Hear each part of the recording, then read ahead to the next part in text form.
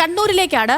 കണ്ണൂർ ജില്ലയിലെ കൊട്ടിയൂരിൽ ഒഴുക്കിൽപ്പെട്ട പെൺകുട്ടിയെ രക്ഷപ്പെടുത്തി. തീർത്ഥാടനത്തിന്റെ ഭാഗമായി ബാവലിപ്പുഴയിൽ അച്ഛനൊപ്പം കുളിക്കാനിറങ്ങിയ കുട്ടി ഒഴുക്കിൽപ്പെടുകയായിരുന്നു. വിവരങ്ങളുമായി സരീഷ് പി കെ ഉണ്ട്. സരീഷെ, പറയാം വിവരങ്ങൾ.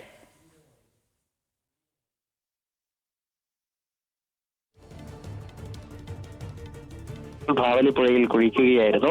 സാധാരണഗതിയിൽ വിശ്വാസപ്രകാരം ഭാവലിപ്പുഴയിൽ ഇറങ്ങി കുളിച്ചു വേണം അക്കരെ കൊട്ടിയൂരിൽ പ്രവേശിക്കാൻ. അതിന്റെ ഭാഗമായി ഈ പ്രത്യേകം തയ്യാറാക്കിയ സ്ഥലത്തായിരുന്നു ഇവർ കുളിച്ചുകൊണ്ടിരുന്നത്. പക്ഷേ അതിനിടയിൽ ഈ പെൺകുട്ടി, അച്ഛനൊപ്പം ഉണ്ടായിരുന്ന പെൺകുട്ടി ഒഴുക്കിൽപ്പെടുകയായിരുന്നു.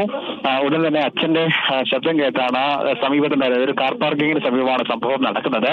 ഉടൻ തന്നെ പിലാത്തറയിലെ 2 യുവാക്കൾ പുഴയിലേക്ക് എടുത്തു ചാടുകയും കുട്ടിയെ രക്ഷപ്പെടുത്തുകയുമായിരുന്നു.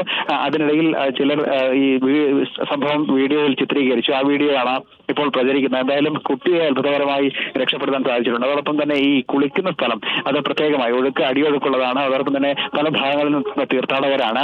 അവർക്കൊന്നും തന്നെ ഈ പുഴ വേണ്ടത്ര പരിചയമില്ല. അതുകൊണ്ട് തന്നെ പ്രത്യേകം തയ്യാറാക്കിയ സ്ഥലത്ത് മാത്രമേ ഈ കുളിക്കാൻ അനുവദിച്ചിരുന്നുള്ളൂ.